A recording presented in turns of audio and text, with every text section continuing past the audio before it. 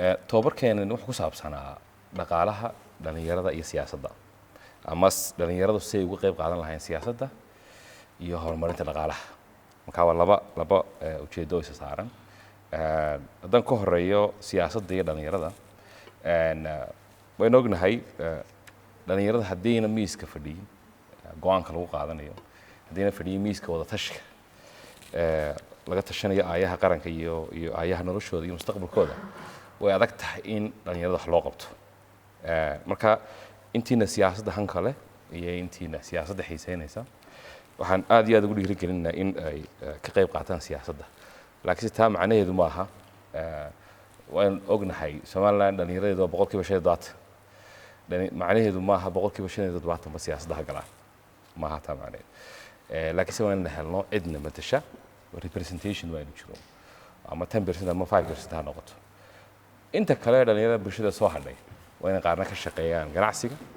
qaar ka shaqeeyaan siyaasadda kale qaar ka shaqeeyaan hay'adaha kala foof tagaan laakiin se qayb inaga midi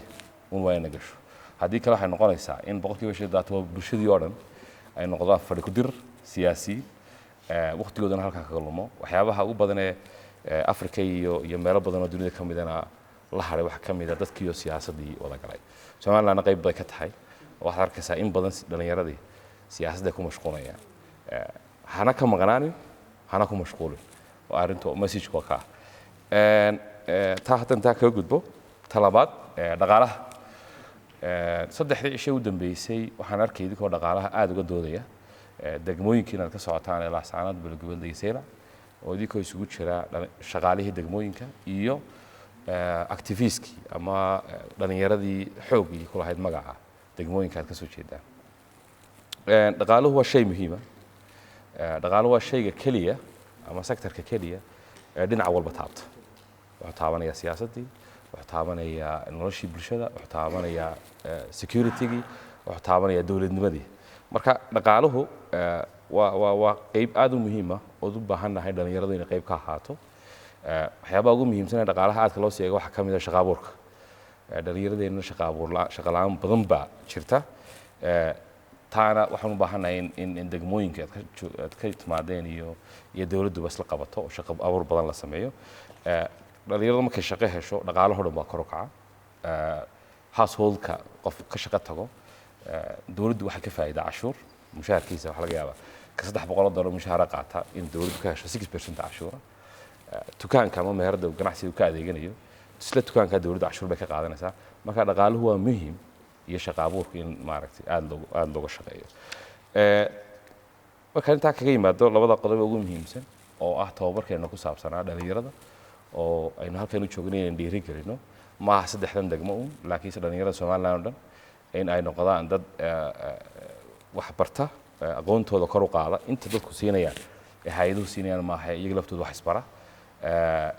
isku dayaan in iyaga laftooda shaqo abuur iyo samaystaan iyo xirfado kale oo ay nolosha ku dabari karaan iyo tan kale dhaqaalaha ah ee u baahan local economy development-ka ama horumarinta dhaqaalaha maxalliga ah in dalka inagoo isku midaysan laga wada shaqeeyo markaan labada ka nimaadno waxaan doonayaa inaan ugu yara faa'iidaysto electionska soo socda ee weliba inta badan waxaan aragnaa in baarlamaanka lagu mashquulsan yahay oo golaha wakiilada lagu mashquulsan laakiin in loo dhug yeesho oo laga warhayo local electionska ama doorashooyinka golayaasha deegaanka oo qayb ka ahaataan maalin dhoweed baan arkay iyagoo baarlamaanku soo jeediyay in shuruudo lagu xidho musharaxiinta oo 3 qodob ahaa waxaan filayaa inay ahayd mid inuu 30 jir aanu ka yaraanin qofka sharaxaya talabaad oo ahayd in hanti maguurta oo aad u badan iyadana ay jirto saddexaadna waxaan filayaa inay ahayd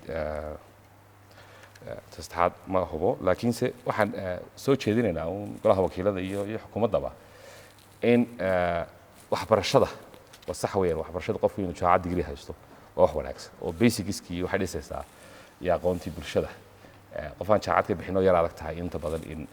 wax badan fahmo laakiinse wax badan oo kale lagu kabi karaa in qofku jaamacad haysto way fiican tahay taas oo jirka ayaa muran badan ka taagan yahay oo dhalinyaradeedii de waxa la yidhi marka hore 25 ilaa 35 inta u dhaxaysa dhalinyarada ahayd imikana ma 30 iyo 40 iyo saaid bay noqonaysaa dhalinyarada marka in qodobka lagu noqdo iyo qodobka labaad ee hantida maguurtada iyo dhaqaalaha hadii Ilaahay baa bixiya qof walbana dhaqaalaha ma heli karo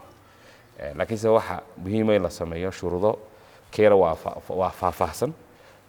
la isla xisaabtami karo oo la yiraahdo ama waa la sii diiwaan gelinayaa hantidiisa qofka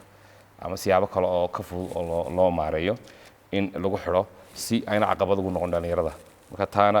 fariintan halkaas aan ugu dirayaa waxaan doonayaa aad iyo aad dhamaantiin ku mahad celiyo si aad uga soo qayb gasheen tababarkan maanta dhamaysteen halkan kuma ekaanayo waxyaabaha aad soo jeediseen iyo liiskii aad soo jeediseen degmo walba in degmooyinkana laga qabto fil mustaqbal hay'ad walba oo dalka ka shaqeysa ama degmooyinkana ka shaqeysa kale waan hordhigi doonaa degmadana waan tagi doonaa iyadoo aynu madaxdiinii iyo maayaradii iyo golayaashii deegaanka iyo bulshadii ganacsatada hordhigi doono in degmooyinkaasi waxaas u baahan yihiin haday noqoto biyaha caafimaadka waxbarashada infrastructure-ka intaba aynu la fadhiisan doonaa haddii la hayla aad iyo aad baad ugu mahadsantihiin shirkinu inoo soo xidhan yahay